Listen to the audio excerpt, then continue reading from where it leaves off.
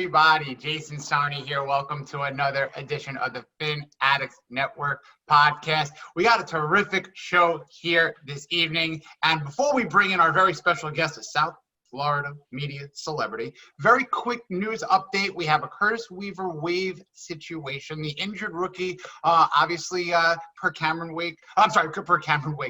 Wolf today was, unfortunately cut and waived, and we'll see what happens, how that materializes, get that out of the way.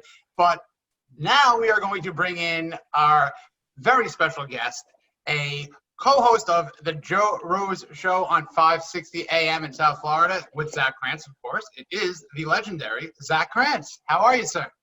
I'm doing great, gentlemen. Thank you for having me on. Glad to be with you. Glad to be talking football. Glad to be talking Dolphin football. Glad to be talking any kind. It could be two-hand touch football outside at this point. I'm happy to be talking about it.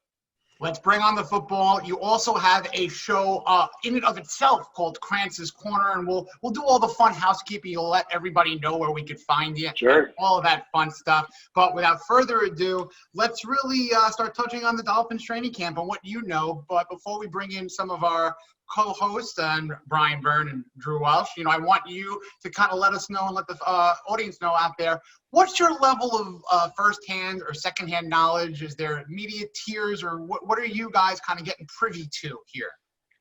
To be honest with you, it is unlike, of course, any other camp that's ever been. There are media members that are out there. I am not one of them. I have not I haven't really asked to be out there, so maybe if I asked, maybe there'd be something there. I haven't. I've just kind of stayed away. Me and Joe normally, for as long as I've been with Joe, whether executive producer or now co-host on the show, we broadcasted live from training camp almost every single day at camp, whether even it started a little bit later, a little bit earlier, depending on the coach. Sometimes it was an early start. I know with Flores, it's a little bit later, 9 or 10 a.m. when they kind of start. But yeah, what you're privy to, you could see everything that happens at camp, but you can't report on any of it until the Dolphins report on it, which is an interesting kind of dynamic, because if you look around the rest of the NFL, certain teams are sticking to that kind of protocol. Other teams aren't. I mean, the other day live on our show in the morning, I stopped Joe mid-sentence and said, I just read a tweet from the New York Jets official Twitter that 3 days a week, they're going to be broadcasting the practice live. And I was just like, wow, that is the complete opposite of the Dolphins. Armando and Omar and Beasley and all the guys that we all know covering the Dolphins on a daily basis, they can't tweet out a picture till practice is over. They can't. A guy could go down. Now, listen, you don't ever want to see a guy go down. And I know I just heard the Weaver news from you, and there's a big story to that, I'm sure. But the day Ryan Tannehill went down, me and Joe were live on the air, and you could hear it when I'm saying something, and Joe just goes, oh, no. Like, Joe just screamed out, oh, no, live on the air. And, yeah, that happens during camp where a guy blows out his knee, a guy twists his ankle, a guy gets really, really hurt, and it's live reporting. It's us on the air. It's Omar on Twitter. It's Armando on Twitter. Now it's kind of you get the news when they want you to get the news. It's interesting. So what we're privy to is they get to see everything, but they don't get to report it until after kind of the team reports, this is what happened in practice, here's the video, here are the notes. It's an interesting dynamic, but I can't complain because like we started, before we even started this, football's back. So like, you know what, you could be as unexcited as you want to be during practice because you're worried about what's going to happen. As long as I get the notes, the news, and like today, when you hear about a certain quarterback having his best day of camp, that also makes me smile pretty much. I wanted to lead with that, Zach, just because I know that you guys usually do the show from training camp, and I don't know if everybody fully understands that there's only about 8 or 9 people that are actually getting to see this outside of the organization. And I wasn't sure. I know, like you and Joe this morning were talking about how big Raekwon Davis was, so I was unsure on, like if you guys got to be part of practice. Joe's seen him. Yeah, Joe's seen him. I haven't. Joe said he's a mammoth of a man. And he doesn't use those terms very easy. It's not very easy where he says that. Usually we use it for like the Bryant McKinneys of the world, the 6'7", 6'9" tackles. So if Joe came back after seeing this dude and said he's a mammoth of a man, and someone, I guess he's listed 6'7", 330, 335, that's a big dude. So hopefully it does work out because you need big dudes like that in today's NFL. You need at least one of them. I miss the days of Paul Soliai. of just having that dude in the middle. No one could get past him. The guard in the center had to block him. So, yeah, I hope Raekwon's that guy. I have not seen him. I have literally – the only person I have seen either new to the team or rookie on the team is the day during Radio Row, Super Bowl Radio Row, when I totally stalked Tua just to get a picture with him, and I finally got it, and that was it. That's the only guy I've met or seen new to the Dolphins team. Just so everybody knows, I start my morning every day with the Joe Rowe Show. I live in Albany, New York. So you can do that if you don't live in South Florida. It is on radio.com. Sometimes I go back and I get it on Apple iTunes and listen to the podcast. Some of the stories you need to hear 2 to 3 times. Or if I get pulled into work early, sometimes I have to listen on the podcast. But it is available on radio.com to stream live, and definitely the best way to start your morning. But Zach, before we talk any more football, I do have to ask you, is there a preference? Is there a place in Miami and South Florida, if I come visit, that a strip club where I have to get a meal at? I know you guys have been talking about that a lot recently. I mean, so far, I guess the consensus would be you got to go down to Tootsie's and get some food there. And the fried lobster, I guess, is like the meal there, right? Yeah, like I'm like, I was shaking my head this morning when someone texted that in. I mean, listen, I've heard years and years ago when I first started on the Joe Rowe Show, of course, when you first get into radio, you make no money. And not that you're making, millions of dollars now. I'm not. You can ask my wife. But I worked, and you guys are all going to laugh at this. I worked at a strip club. I was the night manager at the Dollhouse in Sunny Isles because my dad's friend owned the club.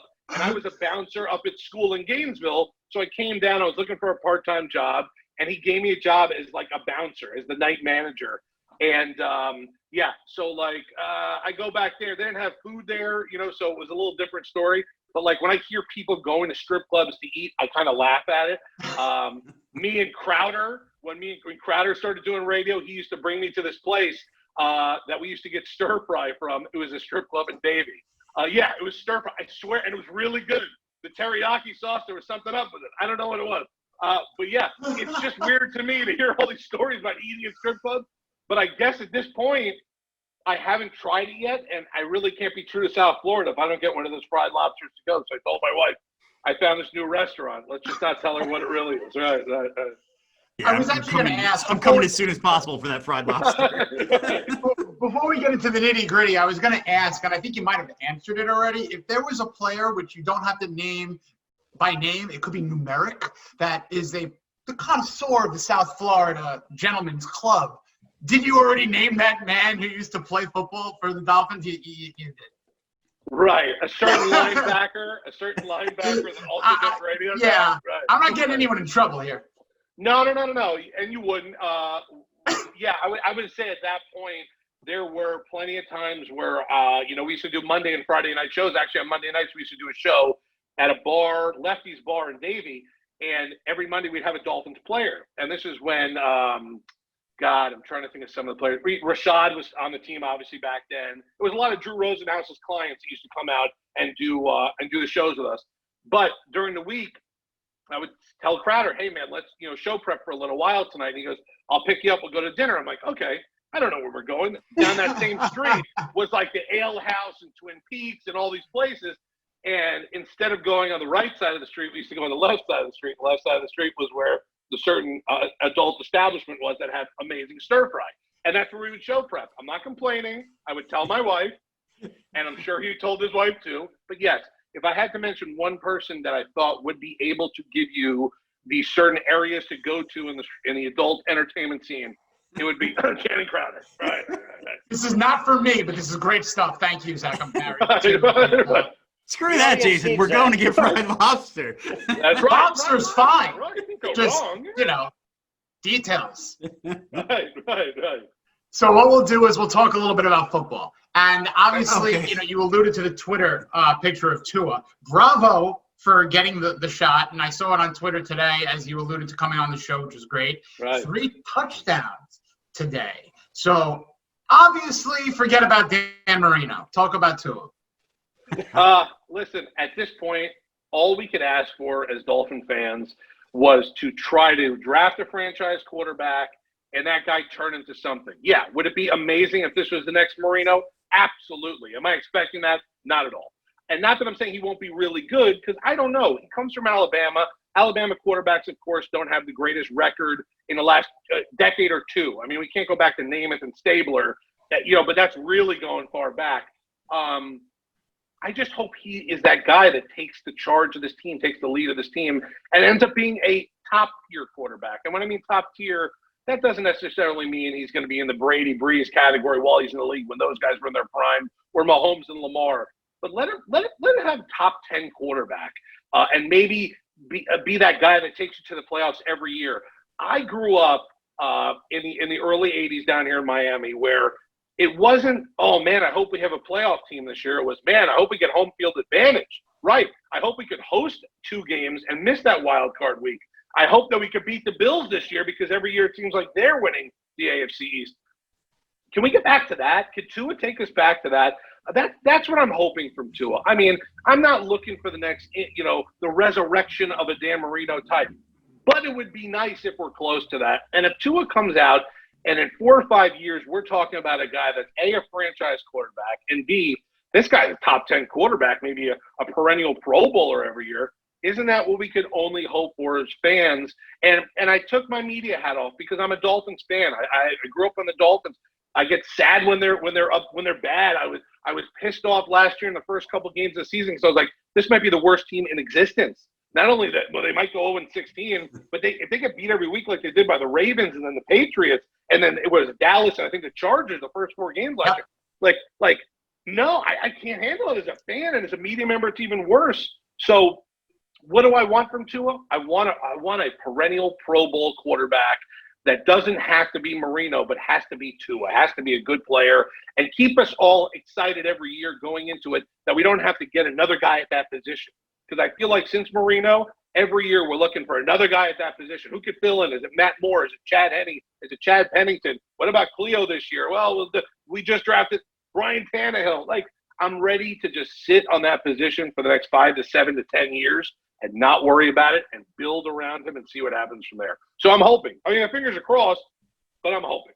I think we all needed today to have that great practice of 3 touchdowns. We all got to see the Malcolm Perry 70-yard. Right. Beautiful. He didn't have a great day Friday, and we do have those expectations. I promised Twitter that I would wear my overreaction to a jersey on the show tonight.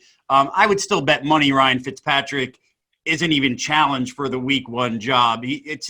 There's just not enough time for Tua to get there for week 1. But Zach, you mentioned that you're not overreacting and wearing your Tua jersey. Why is that? I'm superstitious. When my wife, every year my wife for my birthday, I don't necessarily want anything. There's not anything I really need. She gives me a gift card to like a place I can get clothes or a pair of shoes, whatever it is. I'm not good. This year, I knew what I wanted for my birthday. After they drafted Tua, I was like, I have a Cam Wake jersey that's fading. You can't even see the 1 anymore. It's like W-A-K in the back. Like, I needed a new jersey, and I've been waiting for someone to buy a jersey for it. Honestly, I would have bought a Minkah Fitzpatrick jersey if he didn't, be a crybaby and leave for Pittsburgh. I would have bought that. But I'm not going to buy a Tunsil jersey when he was like kind of the guy on the team, because offensive linemen, it just never works out like that either.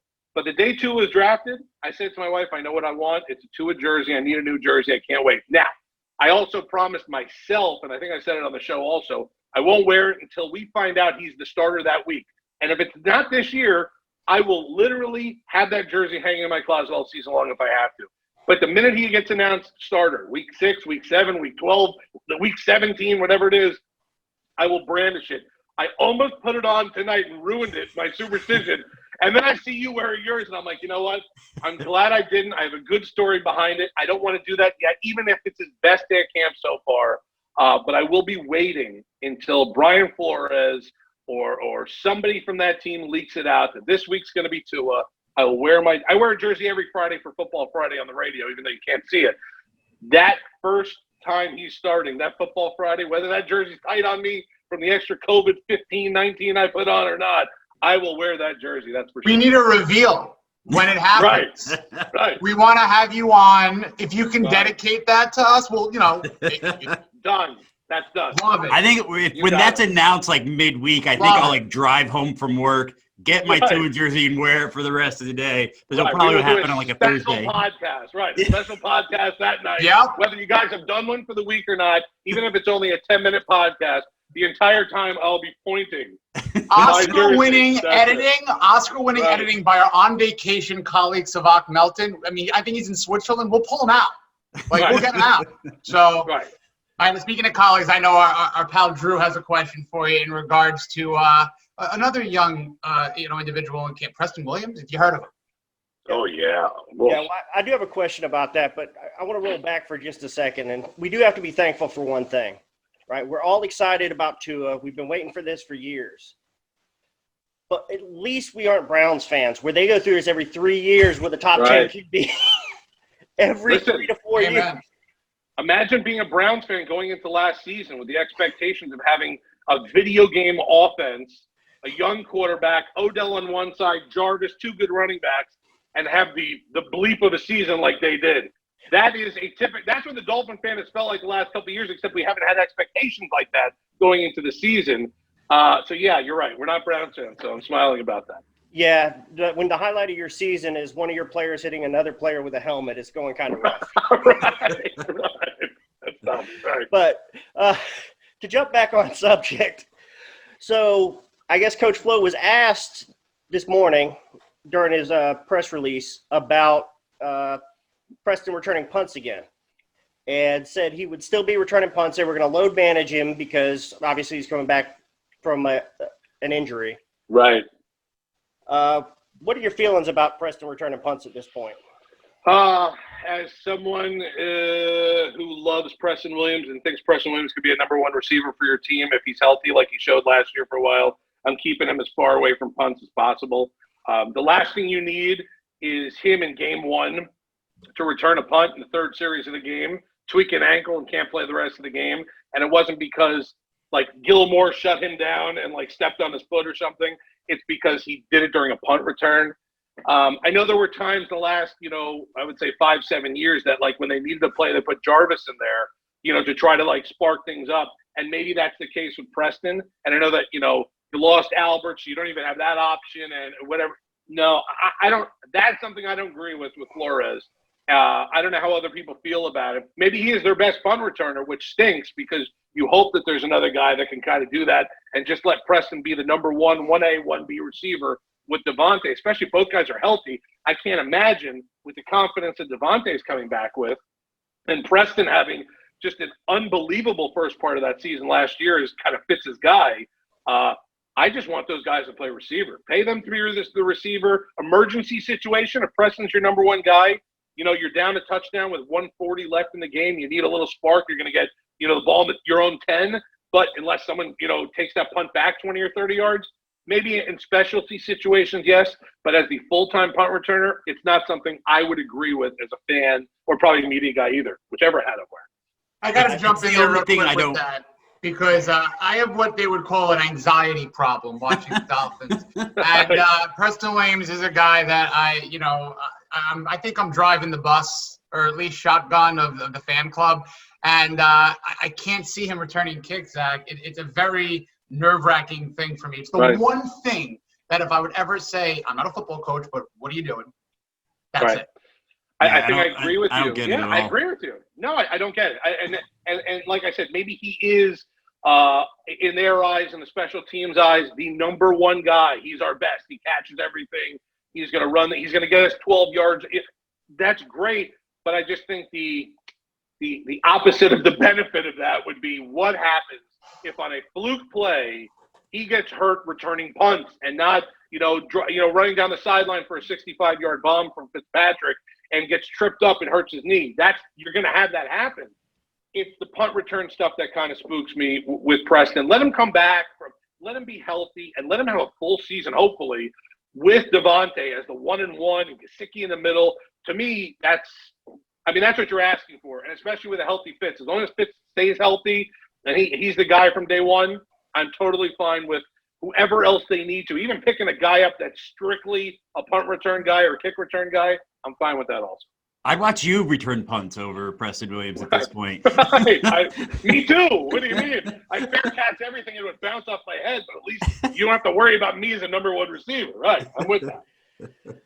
So moving on, every time a player gets cut or their contract ends and they're a free agent, the fan base turns to, we should go sign this player. So we've got the latest AB candidate in Earl Thomas. And was just wondering kind of your opinions on that and how big of a fire that's going to be for whoever signs him. Yeah, I mean, listen, if he goes, I mean, the rumor is obviously, or the speculation is he'll go to Dallas. And Dallas, of course, at first, no, we haven't really talked to him. And then the report after this, well, we're waiting to talk to him until he officially gets released. He's going to be a Cowboy unless something goes haywire there. Listen, I think the Dolphins, that's one of their like deep positions. I believe it's safety, at least at this point. Listen, do they have a superstar there? No, they don't. They do not have a superstar there. A couple of years ago, maybe Rashad was close to that, but he's not even on the roster anymore. McCain, Rowe, whoever else they put back there, I'm okay with that safety combo. Bring in Earl Thomas. Maybe you make that defense better. Oh, no, I wouldn't even say maybe. It will make the defense better. But at this point, I don't think it's worth bringing in a new guy here, switching guys around, unless there's a plan to make Bobby McCain the nickel back. And, that's the plan. If they tell me they have a full plan in place with Earl Thomas taking the spot for Bobby going back to kind of that true position where I always thought he was, like the nickel corner or the dime, whatever they want to put him, that would be fine. I just don't know if that's the plan. So I just think Earl Thomas at this point, like you said, anytime a guy gets cut that's got a name, Dolphin fans, Bills fans, 49er fans, Cowboy fans, oh, he would be great with us. It doesn't necessarily work that way all the time. And to be 100% honest, Earl Thomas, the last kind of two teams he's been on, there's been a little bit of a problem, a little conduct thing. Not that I'm saying that affects a guy's play on Sundays, but do you really want that in the locker room right now since you kind of have a really, from what it looks like, a good locker room? You don't have any, turds in the locker room, so what it seems so far.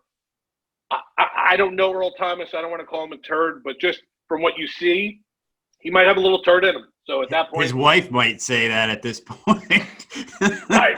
Right. We didn't say it. His wife might. Well, he's had an interesting offseason. Right. He's had an interesting offseason. I just wouldn't. This is definitely a great example of one of those times where a guy gets cut and he can immediately upgrade your team, and he probably could the Dolphins. I just don't think it's worth it at this point. Well, I mean, it's not. We don't want Preston returning punts, so I don't think we want him punched in the head on the practice field either. That is also a great point, Brian. That's also a great point, especially if he does something wrong and Earl gets all mad at him. So I don't know. I think if we're going to add a guy, let's find a dude that just can return punts and let Preston be 1A or 1B, and that's it. Love it. I'm 100% on board with that. Zach, one of my favorite parts of waking up every morning with you and Joe Rose is some of the stories he drops from the 80s of the clubs. I mean, there's literally times like I listen and get up, I take a shower, I'm listening. I've had to stop the shower and hey, what did he just say? Has there any of those moments been on the show that just made your jaw drop, that any of the stories that really stick out to you? I have been with Joe Rose for the majority, if not all, my radio career since 2002, outside of, I think, about 3.5, 4 years. I was with Hockman and Crowder in the afternoons. The stories I've heard from him, from out at night, going to West Palm just because they got a good ladies' night there, heading out to Marathon because they found out they have an extra day off in between, and that's the good ladies' night. I have never heard stories. If they had video phones, this Dolphins team in the 80s, early 80s, late 70s, I don't know if they would have played a game. I think that whole team would have been suspended, top to bottom, for the stories. Joe has me cackling on a daily basis because sometimes he'll just remember something, and I egg it on. Like when we have Nat Moore on, and he comes on, of course, great ambassador for the Miami Dolphins organization and the community and everything. Born and raised in South Florida, Gator, the whole deal. But when Nat comes on, the only thing I want to talk about is the fact that Nat Moore used to own a club, the Club Inferno, and Joe would never pay for anything. Nat was his best buddy. Right. Those are the stories I want to hear. How many times, Nat, did you or your girlfriend, who's your wife at the time now, have to either drive Joe home or make sure Joe had a ride home because there were no camera, there were no phones, nobody ever had to call for a payphone at that point. how many times was Joe so inebriated or just so out of it that he needed to have help to get home? And Nat always laughs because Nat knows when I get that first question off and I introduce him, hey, let's bring on Nat Moore from the Miami Dolphins, former Dolphin legend. Nat, tell me about Club Inferno. Like, I don't even ask him about the team or the players anymore. Every question has to do with the club. And then when we bring it up, you get on the text machine like 100 dudes that all saw Joe once or twice in the 80s at clubs in Miami or Broward. Fort Lauderdale was major partying back then. Up to West Palm, Marathon in the Keys, even in like Central Florida when they used to play those basketball games, charity basketball games, and like he was everywhere. Joe Rose with a gap tooth, all that stuff back in the 80s. Somehow, some way was a ladies' man. I have to clap it up for him, but his stories are priceless, right? They don't have me laughing. I go to cackling at that point because I just cannot believe what I'm hearing at this time. I have a specific question before that. And in our daily duty, almost to really throw a little promotion for our buddies, the Fish Tank, one of the greatest shows that I've heard was the Jeff Darlington show. And I'm paraphrasing here. It was a bit of a party that was thrown. And I'm paraphrasing. I'm just a messenger. Joe is there and then kind of said, I can't run into my kid here or something like that. And to me, I was like, that's just the greatest thing ever. Love it.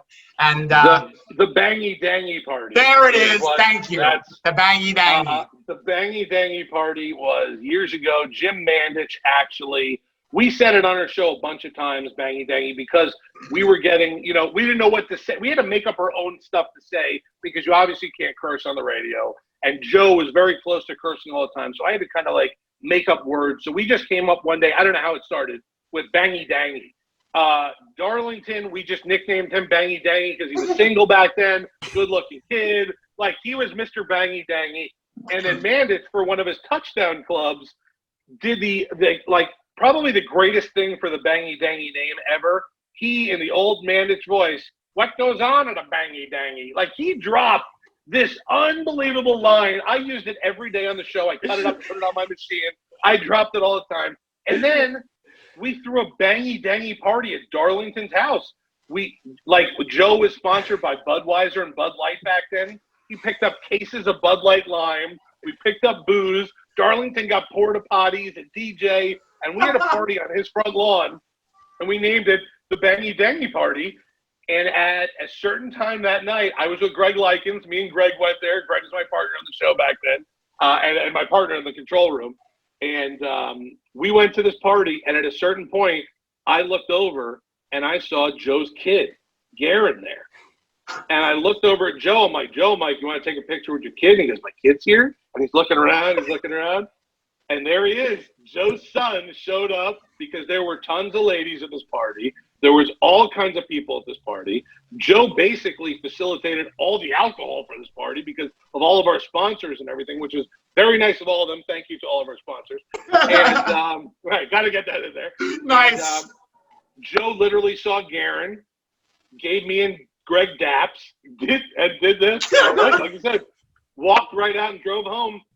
And I was looking around, I'm like, God, I wonder why he didn't want to take a picture. And I'm like, oh, his kid. And then Darlington walks over and goes, what happened? Like, where did Joe go? I'm like, look right over there to the corner. He goes, oh, is that? I go, yeah, it's Joe's kid, man. Joe's out. Like, it's checkout time when the kid shows up. If Matthew, my son, who's 2.5 now, ever showed up at a party that I was at, it's over. I'm out. I'm done. I don't care if I got 3 sips left in my booze or none. Goodbye. Have a nice night. Everyone drive home safe. Stay safe. That's it. So the Bangy Dangy party still to this day. I think Darlington sent me a picture. I think it was like a month or 2 ago. He found of me, Greg, Joe, and him at the party. I was wearing an Anquan Bolden Cardinals jersey to this party. Right. That's how far back it goes. Right. So that brings back great time. Speaking of the Bangy Dangy stuff, you want to talk about making a smile? You put a smile right on my face. You don't have to answer by name. You could do so numerically. Did any Dolphin former player win the party? Ooh, I don't think there were any Dolphin players at that party. How about that? Wow. Right. Okay. Like, Well, one former one left quickly. Right. You know what? I just lied to you. We had a former player at the party. So he wins. He left once his son, right? So he won by default. Right. So, so I would say that our former tight end, backup tight end, that was our winner of the party that night. But no other Dolphins came that night. I was actually expecting that to possibly happen because it was funny because we talked about it for months, like preparing for it. It was like topic of conversation for every guest that came on our show for like 2 months. Man. But yeah, no diplomatic answer. Guys there. Yeah, diplomatic. Guys there. That's my whiteboard material now. From now on, what goes on at a bangy dangy party? I wish I had the bite. I'm in front of my computer and I'm almost ready to not look at you guys for a second and try to find it because I'm sure I have it somewhere. But that is one of the classic lines from a really anyone that knows or has ever heard Jim Mandich.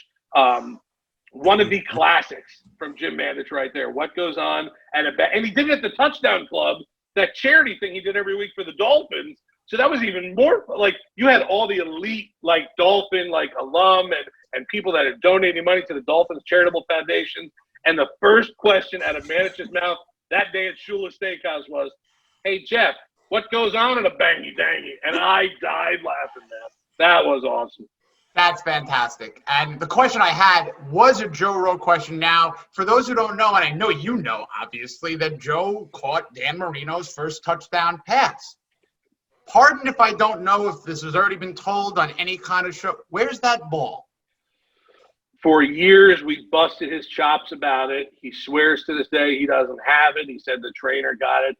I don't believe him. This is a cold case? I don't believe it's a cold case. I don't necessarily believe him. I think that ball is somewhere in a safe in his house, signed by Danny, underground in a special safe. I don't know. I don't even know. The truth is, I'm sure the Dolphins would want that if that was Danny's first touchdown pass. You know, the Dolphins would want that, or Danny would want that somewhere in his. I didn't mean to touch a nerve if I do. Right. But maybe if finance some bangy dangy parties. Right. I would have it in a book bag with me at all times, and I would say, "Listen, I didn't do much as an NFL player, but that was Dan Marino's first touchdown pass in my Jan Sport. Look at that, right there. That's what I would do every day." Love it. Me too. Zach, we know the heat are about to tip off, and I don't want to keep you too long. But before we let anyone go, I gotta get your outlook on the season. What are you expecting this year? Maybe for record. Any chance of the playoffs with all the Patriots opting out? What's your thoughts? You know what? I have to believe at this point that outside of the Jets, because the Jets are really stinky right now, outside of the Jets, any three teams, the Patriots, the Bills, or the Dolphins could win that AFC East. And I just think it all is the start of the season. I think if whoever starts kind of quick and kind of gets things going, I mean, obviously we have to think about COVID and the coronavirus, and you never know what could happen in a locker room, you know, with 12, 15, 18 guys, or even just one guy if it's your quarterback goes out or your best player. But I do have to think if we're just talking about everyone's safe, they played the whole season. I like the Dolphins winning 9 games. I like them going 9-7 and fighting for that wild card. I like them being second in the AFC East behind the Bills. Somehow the Patriots are at 9-7 or 8-8 right behind them. It's going to come down to possibly that first game of the season to see who wins that game to maybe who actually gets in the wild card in my mind. But yeah, I think 9-7 is, I mean, listen, the team was 5-11 last year. And after the first couple of games of the season, I was shocked that they would win 2 games, and they won 5. Flores likes to win. He doesn't like to prepare for the next season. I think if they catch a little bit of fire somewhere in that season, Fitzpatrick stays healthy, doesn't turn into Fitztragic, which we really didn't see last year. I think 9-7, wild card. I think I don't think that's jumping too far at this point. They've upgraded every position on that team. There's no positions that are worse than last year. It's hard to be worse than last year at some of those positions. And guys are kind of healthy. Preston Williams is huge for that offense. Mike Gesicki seems like he's got a little bit of kind of this aura about him that, like, I am one of the better tight ends in the league. Just get me the ball. Fitz loves to throw it. I love the addition of the 2 running backs because obviously the running game is going to be better. Of course, the offensive line is the big question mark. There is a chance, I can't believe I'm saying this, that 3 of the best 5 could be rookies on that offensive line. And if you start that, whoa, like I almost would have to come back for another podcast and say, I know I said 9-7, I really mean 7-9, because there are 3 rookies starting and you never know how that could go. The defense is better. If Xavier comes back, you might have the best cornerback tandem in the league, or very close to it, if he comes back healthy. I think 9-7 is not overreacting too much. Maybe some people think I am. Maybe some people think 7-9, 8-8 is more where they're going to be, a 2 or 3 game kind of jump from last year. I'm going with the full 4 games, and I'm going with fighting for the wild card. They might not get it, but they'll be in that hunt come the last week of the season if they make it there. I love it. I may have some money on the over of 8, so Okay. you make me happy. So you love my prediction, right? But it's weird too that you mentioned week 1 against the Patriots. That line has been 6.5 points when Stidham was the starter, before they signed Cam Newton, before all these Patriots opted out. Any interest in that? Looking at that game, that week 1? Yeah, it's yeah, right. I think it's weird, and I think you said it right, that a team can lose what the Patriots lost, whether it was free agency and Tom Brady, or 7 or 8 guys opting out, or 6 or 7 guys leaving in free agency other places. Yep. And they're giving a lot of respect to Bill Belichick, because they just think that Bill Belichick could take whatever he could find, around the league. They still have a really good defense. I'll give them that. But that offense is going to take a hit. You lost Tom Brady. Cam Newton, I don't know how good he's going to be. Maybe Cam Newton's 2015 Cam Newton, and we're all going to be shocked. Or maybe he's a little bit worse than he was a couple years ago, but he's healthy, but the arm's not back to where it was. The shoulder's not back to where it was. I don't know. It's a weird line at 6.5. I would say at this point, if Fitz stays healthy, I would take the points in that game, because I think it's going to be close, and I don't think it's going to be more than a 3-point game. I agree. It always seems like these AFC East games recently are right. One possession, who has the ball. And, we obviously, as Brian alluded to, we know you have the heat to get to. But, Zach, we really appreciate this. This was an absolute blast. We have a couple of bits of homework to do. I know I'll be traveling to Miami somehow to do the cold case reopening of the ball from Joe. Right. So, and we'll also see if we can get you back here for that Tua jersey reveal, whenever that may be. So, you got it. When he gets announced starter, just send me a message on Twitter and tell me what night, where's the Zoom conference thing I need, the whole deal. And I promise, even if it's for 10 seconds and I'm busy, I will come on, I will flash my jersey. Love it. I will tell you how much I love you guys, and then I'll hang up on you. But that's what will happen. No worries. That's all we need. Right. So, but just tell everyone before we hang up on you where everyone can find you. Joe Rose Show with Zach Krantz every day on 560 WQAM. If you're down here in Miami, radio.com app. If not, every Friday on the 560 Instagram live page, I do Krantz's Corner. You got that also. I just do kind of random conversations with guys that I'm friendly with. This week, unless he's traveling, Drew Rosenhaus is going to join me on Friday, which is nice. We always have a good conversation there. And because we're all football nerds and we all probably like fantasy football, every Thursday night, Zach in the Nose does a fantasy football show live here in Miami, 6 to 8 p.m., unless there's a conflict and we're on Wednesday.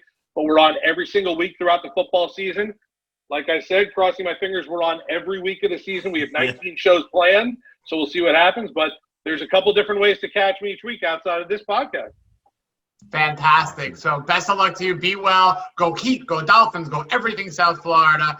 And for obviously the other guys at the Fanatics Network, I'm Jason. Thank you, Brian. Thank you, Drew. Thank you, Zach. Have a great night, everybody. Fins up, Zach. Fins up. Well, that was Zach Krantz, and what a fun show, and a couple of little bits of information that I don't think really many people knew about both the Bangy Dangy party and Dan Marino's first touchdown pass. So, Drew, is there anything that you took from that show and some of those little trinkets of information, training camp and Bangy Dangy? I think just the what is a Bangy Dangy party is going to stick in my mind for quite a long time. We might have found our first Fanatics T-shirt to make. What happens at the Bangy Dangy stays at the Bangy Dangy. I mean, we shouldn't say it online because somebody could steal it, and we're stealing it already from Joe Rose. But yeah, the Bangy Dangy party. There's more to come, more to be revealed. We do have to get back to one thing before we move on from tonight's show. Is the releasing of rookie 5th-round pick Curtis Weaver. So he was released today. It's a bit of a weird situation per Cameron Wolf. What happens with players that are non-vested, which means less than 4 years in the league? They can't be placed on IR until final cutdown day. which is not for another 2.5 weeks. So for Miami to put him on IR, he first has to clear waivers, which they put him on waivers today due to his foot injury that he suffered on Saturday. So if he clears waivers, he could still come back to join the Dolphins, be on IR, and redo his rookie season next year. So it's a bit of a weird situation already because we're down to 80 players with COVID. We're 10 less than normal. I think they kind of took a gamble on he probably will clear waivers, but hopefully it's not the last we've seen of Curtis Weaver. Definitely prayers and thoughts go out to his family. Be waiting your entire life for this and have a foot injury on a Saturday. So that's a tough loss. It is. And Drew, if you have any other thoughts in addition to Weaver, putting my money on it, I think that he's going to clear waivers. I think that he's going to get back to the Dolphins because I think this is too good of a kid to let go. And as you said, Brian, with a lot of other teams other than the Dolphins being kind of at capacity, I think that he's also a kid to do what you need to do to get on that roster, get him right, get him well, and you got to see what he can do healthy for your team because he's a heck of a player. But Drew, thoughts overall on a really fun, little time here with Zach? It was a great show. I mean, Zach's just hilarious. There's no two ways to put about it. And plus, we made fun of the Browns, which is always good. But let me go ahead and just send us out and remind everybody to remember to subscribe to the podcast. Watch us on YouTube at youtube.com/FinAddictsNetwork. Follow us on Twitter at Fin_Addicts. The Fin Addicts Network also has a hotline, so y'all call in and tell us your opinions. 786-309-7558. We'd love to hear you. We love the feedback, whether it's good feedback, bad feedback. You think we had a horrible hot take? You think we had a good hot take? You got a question? Anything you want to discuss. And while you're listening on Apple Podcasts, go ahead and leave us a review and 5 stars. And if you didn't enjoy the program, thank you for listening to the Zach Krantz Hour. Well done, my friend. And if, Brian, you have anything to do to send us out of here, let us have it.